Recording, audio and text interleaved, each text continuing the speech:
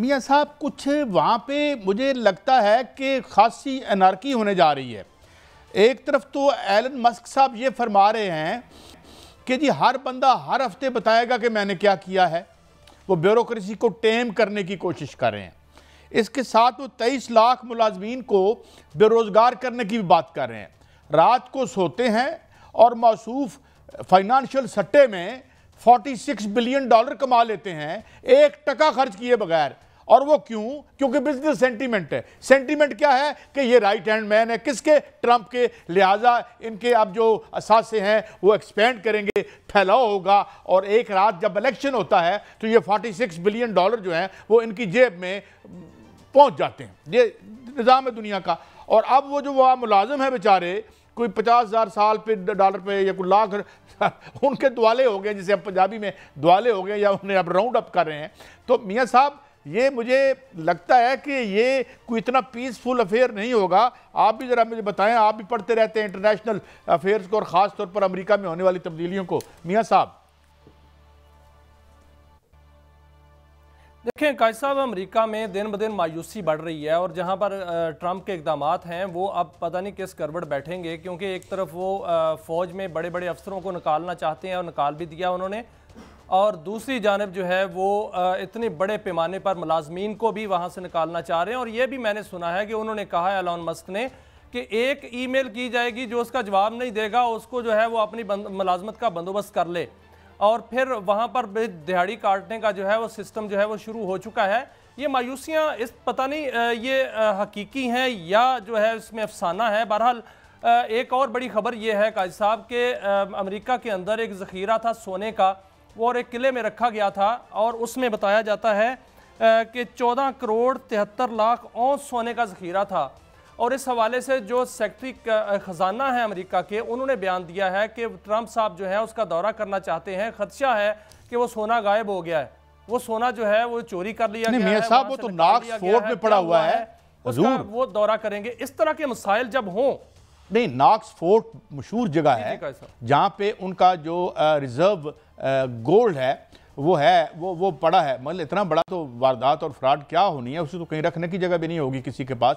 لیکن میاں صاحب بات یہ ہے کہ ابھی جس طرح یہ کہہ رہے تھے، اب یہ تقریباً غالب معیشت دانوں کی یہ رائے ہے کہ جناب اب آپ کی جو ویلیو کو سٹور کرنے کے لیے، یعنی عالم یہ ہو گیا ہے کہ ابھی I would like to be educated کہ کرپٹو کرنسی کی طرف چلے جائیں۔ اب اس کے کوئی ریگولیٹر نہیں ہے، ہمیں پتہ بھی نہیں وہ کیا ہے، لوگ جو ہے وہ دھڑا دھڑ خریدی بھی جا رہے ہیں ایک دن میں اوپر۔ تو یہ جو عالمی کسینوں میں بدل کے رہ گئی ہے دنیا کی معیشت، بیسیکلی تو یہ کسینو بن گیا اسی طریقے سے، اور جسے کسینو کیپیٹلزم بھی کہتے ہیں، بیسیکلی یہی تھا، یا جسے کرونی کیپیٹلزم کہتے ہیں۔ مثلا ٹھیکہ دیو اور وہ پینٹ کا ٹھیکہ دے دیو کہ سڑکاں پینٹ کرتے رہو، تو اسے کرونی کیپیٹلزم کہتے ہیں نا۔ اگر پتہ چلے گا کہ یہ ابھی وہاں یہ انکوائری ہو رہی ہے، یہ تو چھوٹا سا معاملہ ہے، یہاں تو خربوں دائیں بائیں ہو جاتے ہیں، کروڑوں کی کیا اوقات۔ مگر میاں صاحب یہ تو بڑی کھلبلی مچ جائے گی امریکہ میں، اور اس کی بیوروکریسی تو ریولٹ کرے گی، اور ریولٹ کے بعد آپ جانتے ہیں کہ زیادہ تو نہیں مگر ایک تھوڑی سی بلڈی ہسٹری بھی رہی ہے۔ ہم تو یہی کہیں گے سب خیر خرید سے ہو، اور قانون کو کوئی بھی اس کی ریڈ لائن کراس نہ کرے، وہ پاکستان، امریکہ یا گلوب کا کوئی بھی حصہ ہو۔ مگر یہ مجھے لگتا ہے کہ دیز پیپل، اور خود ان کا اپنا پریس کہہ رہا ہے کہ these crazy people have taken over. میں اتنی ان کی انگریزی میں انہی کو دہرا رہا ہوں، ہم تو یہ نہیں کہہ رہے، لیکن مجھے لگتا ہے کہ یہ ایک اور لفظ ہوتا ہے انگریزی میں، دی موسٹ کانفیڈنٹ ایڈیٹ۔ تو مجھے تو اس طرح کے یہ لگتے ہیں کہ بھئی پیسے آ گئے ہیں، اس کا مطلب یہ نہیں آپ کے پاس عقل بھی آ گئی ہے۔ تو میاں صاحب یہ تو دنیا کے لیے بھی اس کے بیڈ اومن ہے، اور ان کے اپنے کے لیے بھی۔ میاں صاحب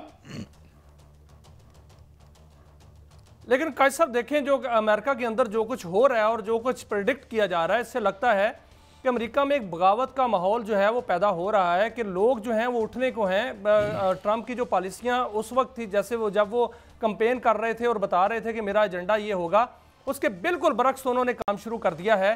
انہوں نے اپنے ملازمین جو ہیں ان کو بھی نکالنا شروع کر دیا ہے، اور ایسے لوگوں کو وہاں پر تعینات کر دیا ہے مخصوص جگہوں پہ، جنہوں نے اپنی ایسی پالیسیاں جو ہیں وہ کرنا شروع کر دی ہیں کہ جس میں مسلمانوں کے خلاف اور اپنے ہی جو ہے وہ ملازمین کے خلاف، اپنی عوام کے خلاف اور اتنے محاذ کھول لیے ہیں قائد صاحب انہوں نے انٹرنیشنل لیول پہ. اچھا میاں صاحب ایک اور بڑی دلچسپ ڈیولپمنٹ ہے, مجھے نہیں لگتا کہ امریکہ جو ہے وہ اس کا متحمل ہو سکتا ہے. ایک اور بڑی میں نے آپ سے خبر بھی لینی ہے ابھی جو کورٹ کے حوالے سے ہے, اس کے لیے ہم 1-2 منٹ آخر میں رکھیں گے, ہمیں بتا دیجیے گا یار.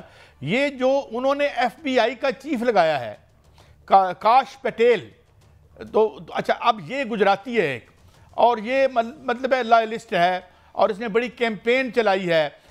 پچھلے الیکشن میں اس نے باقاعدہ کوئی پوسٹر بھی بنائے ہوئے تھے کہ جی الیکشن اس کا چوری ہوا اور نہ جانے کیا کیا ہوا. تو وہ اپنے پرسنل لائلسٹ کو وداؤٹ کنسیڈرنگ کہ بھئی ان کی کیا حیثیت, اور وہ ایک ووٹ سے جیتا ہے. پچھلا جو یعنی ایف بی آئی کا چیف لگا تھا اس کو تقریباً 90% ووٹ ملے تھے, ان کو صرف ایک ووٹ ملا, اور وہ بھی غالباً اسپیکر کا یا کسی وائس پریزیڈنٹ کا ہوتا ہے. وہ بڑے نیرولی آئے ہیں, اور اب وہ یہ کہتے ہیں جی کہ ان تمام لوگوں کو ڈر یہ ہے کہ جنہوں نے ان کے خلاف کیسز کیے, جنہوں نے ان کے خلاف کیسز میں مبد و معاون ہوئے, ان پر وہ کریک ڈاؤن بھی کریں گے. تو یہ مجھے لگتا ہے یہ کہانیاں کچھ ہمیں اپنے ارد گرد کی لگتی ہیں, امریکہ کی نہیں لگتی. میاں صاحب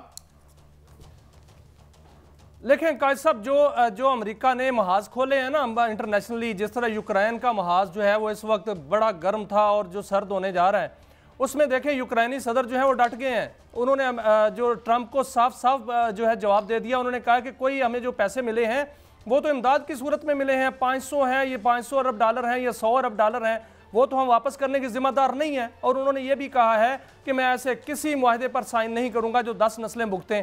انہوں نے یورپ کو جو ہے وہ کہا ہے کہ کیا وہ ان کے ساتھ دیں گے یا وہ مستعفی ہو جائیں, تو یورپ نے ان کے ساتھ کھڑا ہو گیا. یورپ نے کہا کہ ہم آپ کے ساتھ کھڑے ہیں. تو اب دیکھیں یوکرین کا صدر جس کو وہ ٹرمپ نے کہا تھا کہ یہ ایک مسخرہ ہے اور کوئی نہیں ہے, اس نے جو بائیڈن کو جو ہے وہ ہاتھوں پہ ڈالا ہوا تھا اور اس سے پیسے کھاتا رہا, لیکن نہیں, انہوں نے کہا کہ کوئی پیسے واپس نہیں کرنا.